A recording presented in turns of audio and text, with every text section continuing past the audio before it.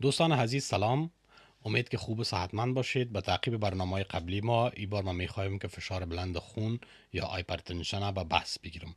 اما چیزی که من حیث بازخورد یا فیدبک به من رسید این بود که من نباید تنها به موضوعات اکادمیک بچسبم، بلکه باید بعض موضوعات به سطح اصطلاحات و یا ادبیات غیر مسلکی ارائه بکنم که برای آگاهی عامه و اشخاص غیر مسلکی هم مفید باشه. و در این مورد به بحث فشار بلند خون یا هایپرتنشن میخوایم ادامه بدم که بسیار موضوع اساسی است و شما میدانین که این به نام قاتل خاموش یاد میشه. شما تا حال راجع به فشار بلند خون شاید شنیده باشین. وقتی که ما میگیم فشار بلند خون، دفعتا به ذهن ما یک چیز خطور میکنه، ارقام و یا اعداد است که 100 و چند بر چند، 100 و چند بر چند حین بیداری، 100 و چند بر چند حین خواب و یا 100 و چند بر چند در کدام سن و سال. و اشخاصی که بیماری های زمینوی و یا زمینوی دارن، در نزد از یا باید حدود ارقام چقدر باشه که فشار بلند یاد شود. و این تعریف نظر به پیشرفت جامعه و در عصر دیجیتالی که قرار داریم رو به انکشاف است و تعریف تغییر کرده. هرچند تعریف باز هم میپیچه بالای ارقام و یا شمارش، ولی من فکر میکنم چیزی را که طبابت با دیگه علوم فرق داره، فرقش ای است که یک دکتر وقتی که از فاکولته یا از دانشگاه فارغ میشه دیگه نمیتونه که درس خواندن متوقف بسازه، باید هر شب روز درس بخونه و خود به روز و یا اپدیت بسازه. بناهن چیزی را که ما فعلا در این سن سال و در این مرحله از تجارب عملی و تطبیقاتی خود به او باور داریم و یا رسیدیم، ایست که ما باید فکر خدا، ذهنیت خدا از طرف بیماری به طرف صحت و یا سلامت تغییر بدم و یا شفت بکنم. به این معنا که دیگه من نگویم که من متخصص، میخوام که مطرح بکنم واضح تر، که متخصص امراض یا بیماری های داخله عظمی، قلبی، تنفس سیستم، بلکه باید بگویم متخصص صحت داخل هستم، متخصص صحت هضمی، صحت قلبی. وقتی که ما ذهنیت ما تغییر میکنه از بیماری به طرف صحت، نتایج هم تغییر میکنه. و در اینجا تعریف هم نظر به مکاتب فکری هر دکتر فرق میکنه. در مکتب فکری که ما و او میخوایم تعلق داشته باشم که منبت صحت است، تعریف فشار خون دیگه منبت متمرکز به ارقام و اعداد نیست، بلکه تعریف بهترین تعریف را که در سال 1970 هرچند سابق بوده ولی ایوانس و روز کرده که در ژورنال طبی بریتانیا هم به دست نشر رسید و او عبارت است از فشار بلند خون دیگه متکی به او عده از فشار خون نمی باشه که تنها منوط به ارقام و آمار باشه، بلکه در اون منافع تشخیص و درمان به عوارض و آسیب‌های احتمالی از او غلبه بکنه.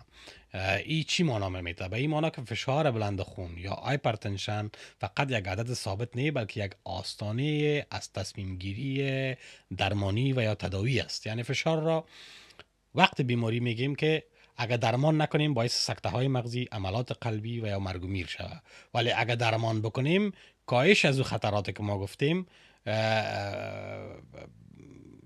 زیادتر باشه به این که عوارض جانبی داروها و یا اختلالات درمانی ما بالا باشه. یعنی من میتونم بگویم که فشار خون زمان بیماری محسوب میشه که پایین آوردن از او برای بدن فایده بیشتر از ضرر احتمالی داروها داشته باشه. و اینجا یک نکته را میخوایم باز بکنم که تعریفی که امروز در جوامع مختلف میشه و یا در راهکارهای مختلف غربی که مکاتب امریکا و اروپاست، در مکتب فکری اروپا تعریف فشار بلند خون، ما تا حال فشار هایپرتنشن، فشار بلند خون تحت لفظی ترجمه میکردیم، چون در ادبیات فارسی خود یا ادبیات رسمی یا ملی خود که ما داریم کدام اصطلاح خاص نداشتیم و یا باید ما اصطلاح لاتین هایپرتنشن بگیم یا فشار بلند خون. ولی فشار بلند خون دیگه با هایپرتنشن فرق داره. ما فشار نرمال داریم، فشار بلند داریم که حدود ارقامش فرق میکنه و هایپرتنشن داریم که ما سابق فشار بلند خون میگیم. باید من بعد مردم مراجعین به فشار بلند خون نگوین که من فشار بلند خون دارم، نظر به تحقیقات امروزی و بگن هایپرتنشن دارم. اولی ما به سهولت کار به خاطر تفهیم هرچی بهتر بازم از فشار بلند خون بر شما در این گفتمان استفاده میکنم. دیگه چیزی که ما در این بحث داریم ایست که فشار بلند خون انواع مختلف داره و دو نوع نظر به دلایل و عللش بسیار مشهور است که یکی فشار ابتدایی یا اساسی است که تقریبا 85% نفوس هم حساب میسازه. اگر در کدام جای خواندین 80% یا 75% یا 90%، من مقصر نیستم، من نمیخوایم منطقه منوط به ارقام بسازم. تقریبا 70% از این اشخاص تاریخچه فامیلی دارن و علل از این اکثرا واضح نیست و اشخاص بین سنین 25 تا 50 ساله را ببخشین مصاب میسازه. و ما فشار دومی یا ثانوی داریم که او 15% نفوس را مصاب میسازه یا مبتلا میسازه، که تقریبا اشخاصی که به این بیماری و یا اختلال مبتلا میشن سنشان بالاتر از 50 سال است، که سابق میگفتن اشخاص جوانتر هم در این گروه می باشن. اکثرا فشار ثانوی که علل مشخص داره با 3 داروی کنترل فشار خون درمان نمیشه و تحت کنترل قرار نمیگیره. و این فشار ثانوی میتونه که علل مختلف مثلا از سر بیماری های گرده، اندوکرین یعنی غده های داخل ریسک، سندروم ها، بیماری های قلبی و علل عصبی و روانی است. اینجا بازم میخوایم یک موضوع رو به شما باز بکنم و هدف از این است که بسیاری اشخاصی که در جامعه ما امروز مراجعه میکنن میگن من فشار عصبی دارم. فشار عصبی شما میبینید در سوشال میدیا هم به این معلومات بسیار زیاد برمیخورین، اما فشار عصبی کلمه درست نیست. او چیزی را که دوستای ما، شهروندای ما، وطندارای ما میگن او فشار روانی است. عصبی چیزای دیگه است، مربوط به بعض سندروم های خاص میشه که سیستم عصب ما را در طول و توالی بدن مورد آماج قرار میده. و دیگه علل مختلف از این فشارهای دومی که عللش واضح است، یعنی بندش سیستم تنفسی ما، حین خواب و مشکلات در دوران بارداری و استفاده از بعضی ادویجات و استرس ها را هم میخوایم اینجا باز بکنم که ما گفتیم عصبی، روانی و استرس ها، که اکثرا ما استرس به من حیث فشار عصبی بیان میکنیم، روانی بیان میکنیم، مشکلات روانی و یا تشویش های روانی. نخیر، اینجا استرس هدفش از حالات بعد از جراحی است، سوختگی ها و پایین رفتن شکر خون و امثال هم که میتونه فشار بلند خون سبب شود. و دیگه ما داریم یکی عوامل گفتیم که به دو بخش عمده تقسیم شد، و یکی عوامل خطر، علل نه بلکه عوامل خطر، ریسک فاکتورها، که میتونه که ژنتیک باشه، میتونه که عمر بلند باشه، کشیدن سیگرت، چاقی و یا زندگی بخوربیشین که شخص فعالیت فیزیکی نداره، استرس های روانی، در اینجا استرس به معنی روانی است، و شکر خون و یا اخذ بعض مواد غذایی، مثلا اخذ نمک بیش از حد و یا الکل و یا دیگه مواد مخدر یا معتاد کننده. که در اینجا فرق بین علل و عوامل خطر چی است، ریسک فاکتور چیست و ایتیولوژی چیست. ایتیولوژی یک علل مستقیم است که رابطه خطی با بیماری داره.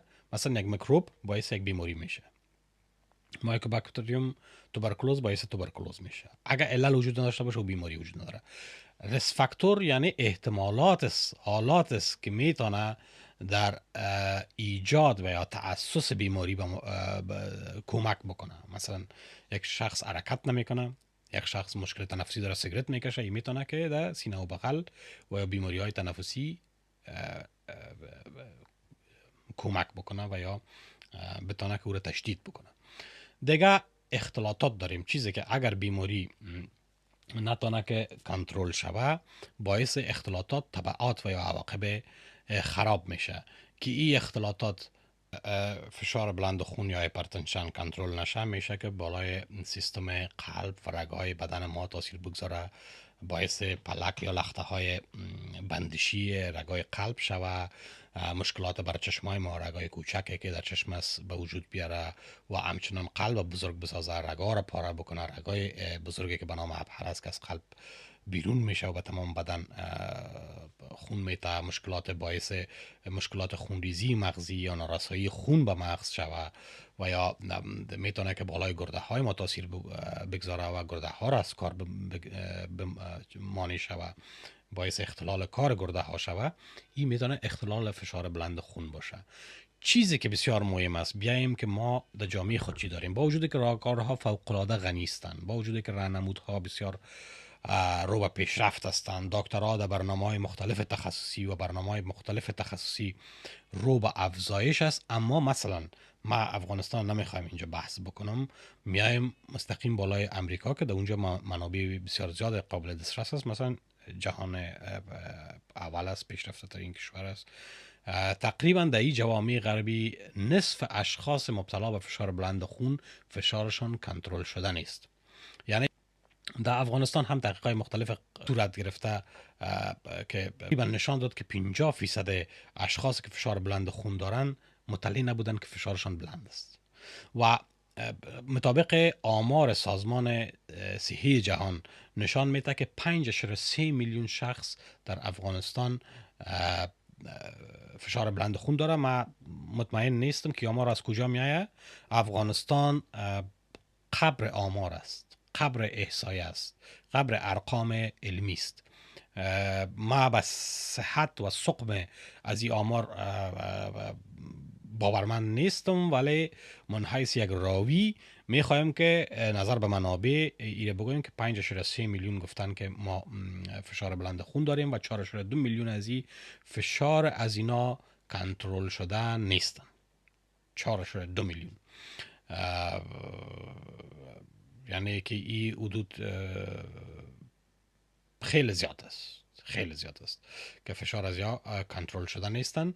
و در بسیاری از جوامع نشان میده که تقریبا 50% یا 40%، مثلا امریکا 40% اشخاص از فشار خون خود مطلع نیستن که یا فشار خونشان بلند است یا مبتلا به اختلال و یا ناهنجاری شدن. این بسیار مهم، ارقام به ما بسیار مهم از خاطر است که ما و شما وقتی که ارقام به دست آوردیم میتونیم که بگوییم مثلا اگر 10% ما کاهش در بهبود فشار خون به دست بیاریم، در هر سال جان 14,000 نفر از مرگ نجات میدیم. پس بازم ما بحث نمی کنم بالای افغانستان در جهان اول میاییم. چرا مثلا در کشورهای بزرگ جهان اول هنوز موفق نیستن که این فشار کنترل بکنن، فشار خون در نزد اشخاص کنترل بکنن؟ علل مختلف داره که تغییرات گسترده در سبک زندگی اشخاص است، سبک بخور بنشین شده، سهولت شده، موتر ایجاد شده، لفت است. و حتی شما اگر ببینید سابق مردم از بایسکل استفاده میکنن، آل رولر هاست، رولرهای الکترونیک است که مردم باید استاد شون و او را من حیث بایسکل خودش میره و شخص هیچ نوع فعالیت فیزیکی نداره که در اینجا هم اینا متحرک نیستن. یعنی سهولت های تکنولوژی، مصرف های بیش از حد غذای غیر صحی و فرآوری شده یا پروسس یا اولترا پروسس فود که ما و شما داریم، و بسیاری از غذایی که امروز از بازار خریده میشه، بسیاری از سبکای زندگی غذای تیار شده، تهیه شده از هتل ها میخواین یا از بازار غذای یخ زده میخواین که غذای اولترا پروسس است و خیلی خطرناک است. حاوی غذاهای حاوی نمک، افزایش چاقی، مشکلات سوخت و ساز بدن. و دو اصطلاح دیگه است که به معنای فقر خانه و یا فقر داروها یاد میشه. فقر داروها به این معنی که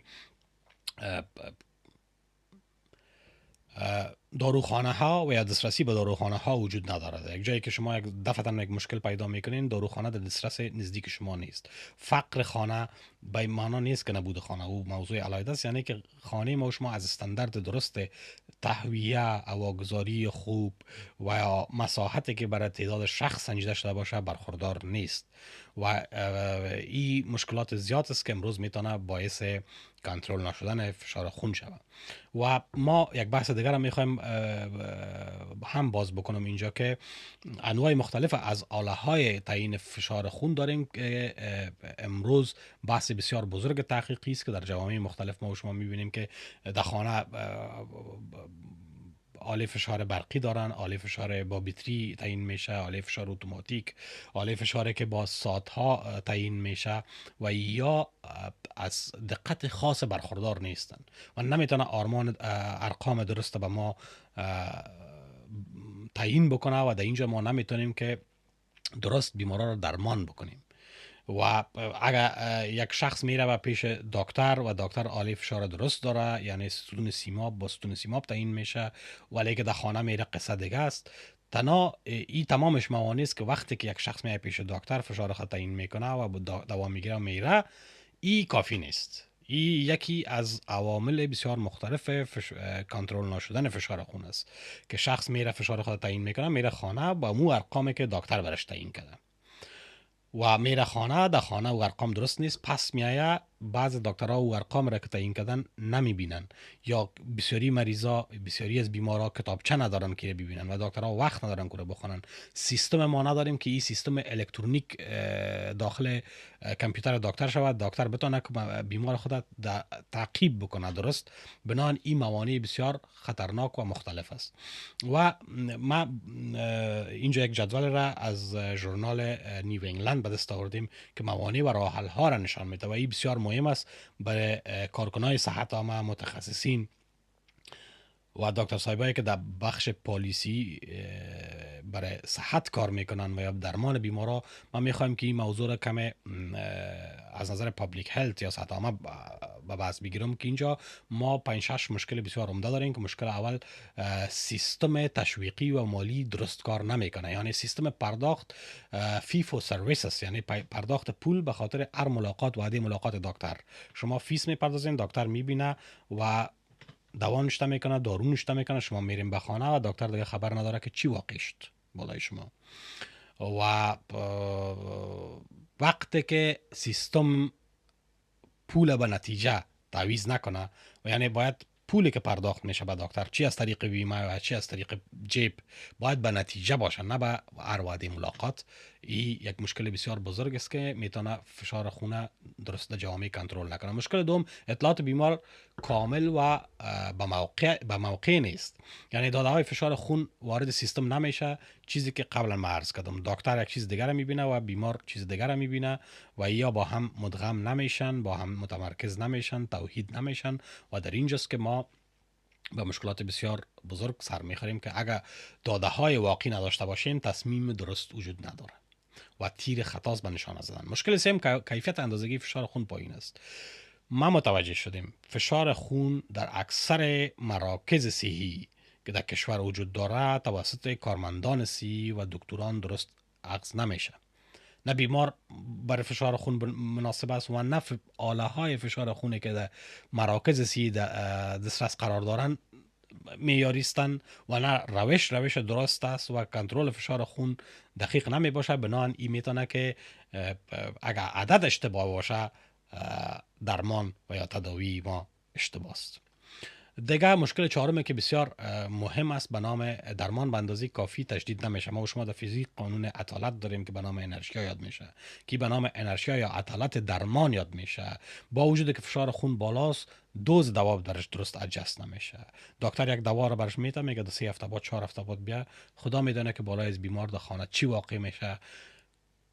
این نوسانات فشار بلند خون چی اختلالات را در خانه بر بیمار باعث میاره و چقدر شدت از این زیاد و یا کم است و پیش دکتر که دکتر میتونه چقدر از این موضوع مطلع شود.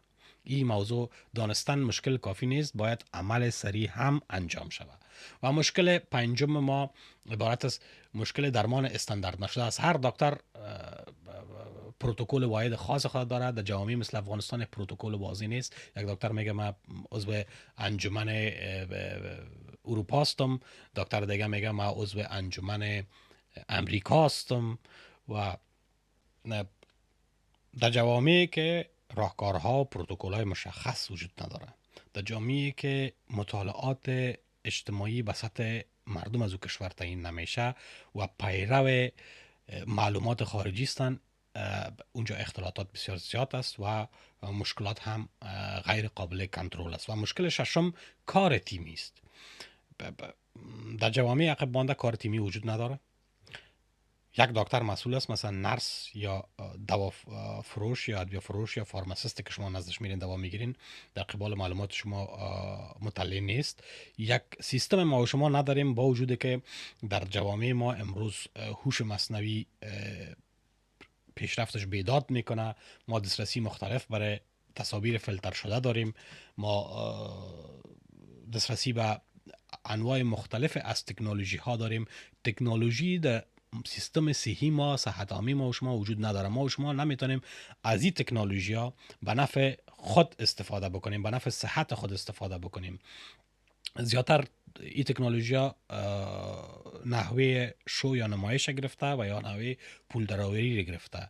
در جوامع پیشرفته 80% دکتر باید خود بیمار یا مراجع باشه و دکتر باید تنها در مواقع بسیار ضروری و عاجل با شما و اساسی کار بکنه.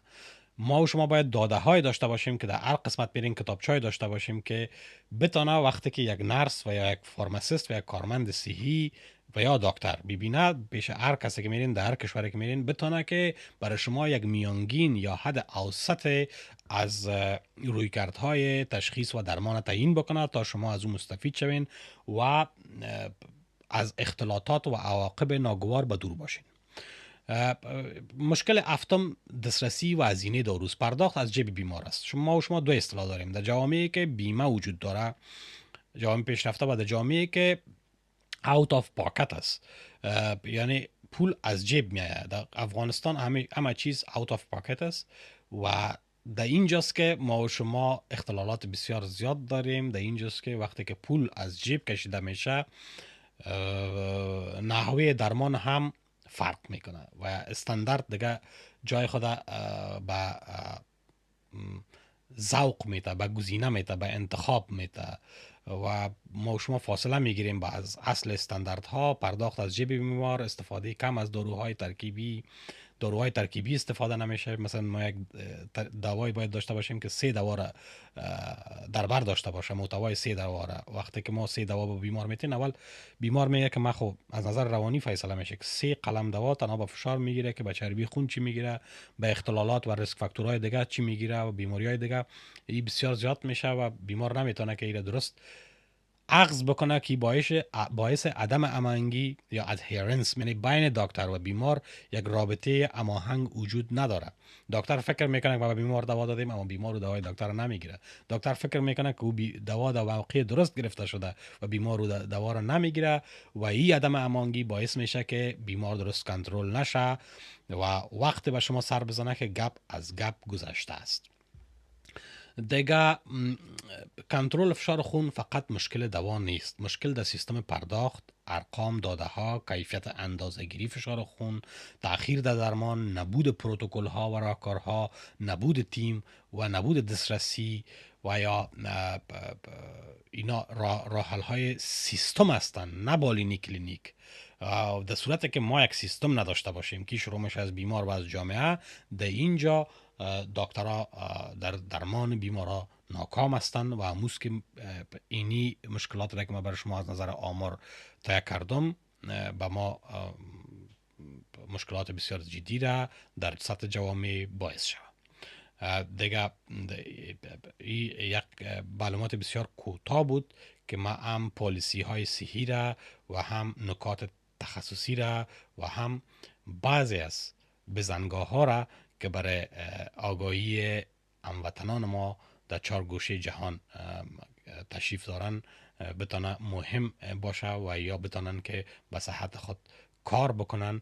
ولی یک نکته را من میخوایم من حیث حسن کلام در آخر بر شما یادآور شوم که اگر ورزش نکنین، ورزش درست، اگر رژیم غذایی خود کنترل نکنین، من فکر میکنم که دکتر و سیستم هم نمیتونه که شما را کنترل بکنه. یکی ما معلومات بسیار بزرگ داریم که شما یک شخص در یک سیستم بزرگ هستین من حیث ارقام یا شماره یا عدد، و یکی شما یک شخص من حیث شخصیت و یا برخوردار از حقی خود هستین که شما در این سیستم بزرگ نادیده گرفته میشین و من حیث عدد دیده میشین. و اگر خود شما به خود توجه نکنین و دکتر خود نباشین و صحتتان در قاب غذایی خود و تقسیم اوقات روزانه خود نبینین، ما فکر میکنم که این مشکلات به سطح پالیسی های بزرگ و در سطح درمان دکتر ناکافی خواهد بود و اینجاست که ما و شما مشکلات بسیار بزرگ صحی خواهیم داشت. تشکر از توجهتان. تا برنامه بعدی شما را به خداوند میسپارم.